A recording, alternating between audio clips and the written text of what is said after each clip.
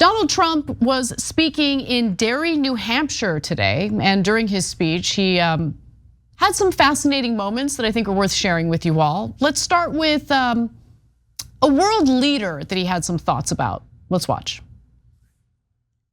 Had a lot of the horrible things. The world is exploding. If you take a look, I mean, the whole world is exploding. You know, I was very honored as a man, Viktor Orbán. Did anyone ever hear of him? He's probably like one of the strongest leaders anywhere in the world, and he's the leader of, right? He's the leader of Turkey. Not exactly, unless something changed, Cenk. I mean, you're Turkish. Maybe you follow Turkish politics closer than I do. Yeah, I don't actually. I barely follow, but I follow it enough to know that it's not Orbán, it's Erdogan. And Turkey and Hungary are different countries, although I get that they're also both in the context of food. So Trump probably thought, I'm hungry, I'd like a turkey sandwich. Viktor Orbán, great leader of Turkey. And let me remind you all that Donald Trump at one time was president of the United States and had multiple conversations with the actual leader of Turkey, Erdogan. In fact, I remember during Trump's presidency, he had a phone call with Erdogan one day. Erdogan wanted Trump to clear Kurds from a portion of Syria that Turkish troops then went into and essentially proceeded to slaughter the Kurds, right? Like, so that happened. So Trump should be privy to who Erdogan is, who the leader of Turkey is. So maybe he forgot, I have no idea, but Viktor Orbán, obviously not the leader of Turkey, he's the leader of Hungary. And he is unsurprisingly very far right, which is probably why Trump loves him so much. So look, there are two different stories here. It's if you're a regular person and you're like Hungary, Turkey, Orbán, I can't keep up. I don't blame you, that's not your day job. It was his day job. As to Anna's point, he was the president of the United States. If you don't know the difference between Hungary and Turkey at that point, that's kind of pathetic. So, or you're having mental faculty problems. I mean, that's just, because no one, like if I said Viktor Orbán, the president of Turkey, I would have immediately went, oh, I'm sorry, I meant Hungary, right? Because slip-ups are no big deal. But like if you don't realize that you did a slip-up, and you really think he's the leader of Turkey, there's something wrong with your brain. So that's story number one. Story number two is Viktor Orbán is pretty much fascist. So that's why Tucker Carlson loves him too and keeps talking about him. He has quietly eroded, and oftentimes not so quietly, eroded democracy in Hungary. He has seized more control for his more dictatorial type of government that he has set up there. Journalists in Europe have been warning about Orbán and how that idea might spread to other parts of Eastern Europe. And that warning was heard by Tucker Carlson and Donald Trump and thought, oh, rising fascism in Eastern Europe. Sounds pretty good. Pretty good. That's why they're constantly complimenting him. Exactly. Now, in another portion of his speech, he decided to talk about the upcoming 2024 presidential election in which he is running, of course. Now, he hasn't won the Republican nomination yet, but it appears, considering the giant lead he has over other GOP candidates, that he is likely going to win the nomination. I tell you all that because he had some comments about whether his supporters, remember this is in Derry, New Hampshire, he's speaking to his supporters. And he is urging them to avoid voting in the election, okay? So during the rally on Monday, Trump took this sentiment so far that he claimed that he's got plenty of votes and that his supporters are better off focusing on watching the voters as opposed to actually voting themselves, quote, so we have to be careful. You got to get out there and watch these voters, Trump said, adding, you don't have to vote, don't worry about voting. The voting, we got plenty of votes. I've never heard a politician say, don't bother voting for me. That is unbelievable. So, okay, I mean, have at it, Hoss. That one I don't mind. Keep telling all your voters to stay home. That would be terrific. It's the best thing you can do for American democracy. It's incredible. Now, I think this is an amusing part of his speech. So he also said, quote, I'm for us. You know how you spell us, right? US. I just picked that up. Has anyone ever thought of that before? Yes, yes. We thought about that when we were in third grade. Jesus Christ, man. I know you're not supposed to use the phrase mental midget. So mental little person, I don't know. No, don't even go there. Did you know that us is you, us? Yeah, brother, yeah. You're like in your late 70s. We all knew that, man. And this fool thinks he invented everything.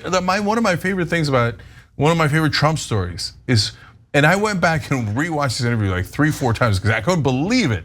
Yes, he literally said that he invented the word fake. I think we should just egg him on. Let's just troll him. Yeah, you know what? You did. Congratulations. Yeah. And no one had noticed that us was spelled US. Okay. No one had. You got it, Donnie. Okay. So we have one more video for you. In this clip, he talks about FDR. Very curious what he has to say. Oh no. Let's take a look. You know, FDR was a great speaker, right? He was a great speaker. He sat because of a situation, but he was an elegant, beautiful, elegant, and eloquent. That he was a great speaker, and they show him speaking, and rah, America will be great. We were attacked today. You have to understand, now they showed this guy who can't put together 2 sentences, and they say, that's one of the finest State of the Union addresses since FDR. And it just drives you wild. It does, it drives me wild, Cenk. Yeah. I'm getting so wild. I know there is one person who is not elegant or eloquent. That was so good. Yes. There is one guy. Beautiful speaker, beautiful. I love when he uses the word beautiful. Dude, you had a little problem. Good. Okay. Yes, FDR was in a wheelchair. Oh my God. Okay. A little problem, but still eloquent as well as elegant. No one knew this, but did you know FDR is spelled FDR? No one's ever thought of it. No one thought of it. No one knew. No, did you know the R stands for Roosevelt? No one knew. No one knew. I figured it out. Okay.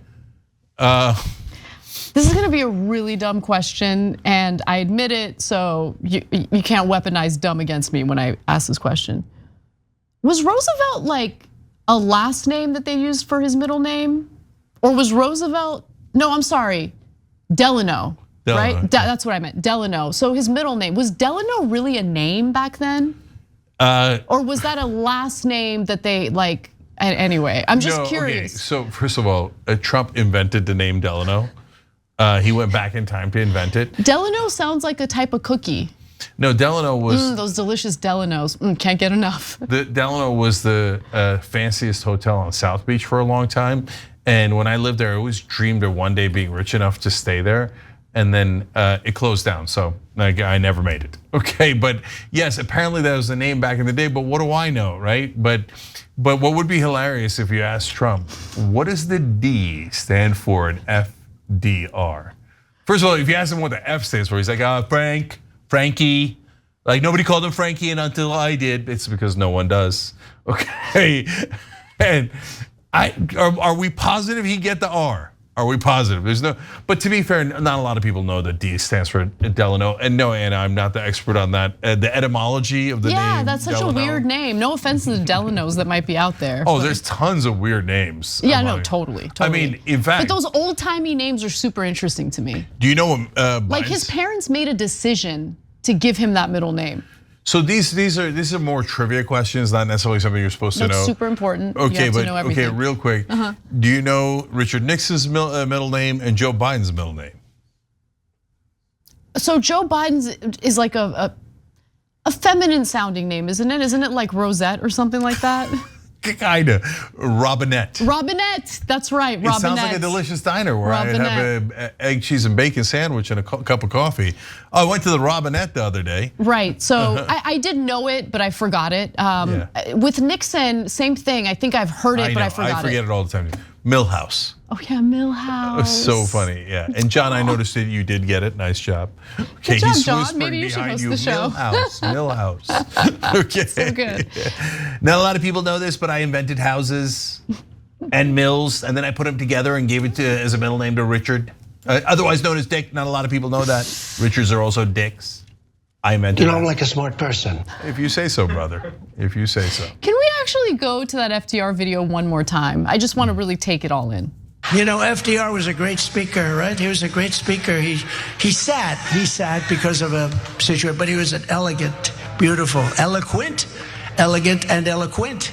That he was a great speaker, and they show him speaking, and rah, America will be great.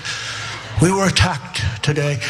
You have to understand, now they show this guy who can't put together two sentences, and they say, that's one of the finest State of the Union addresses since FDR. And it just drives you wild.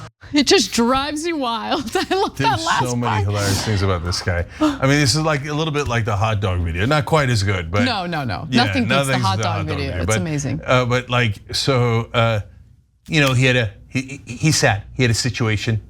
Oh my God. Yeah, he had a situation. Okay, and then you know, he was a great speaker. Like, America is great. Blah blah blah.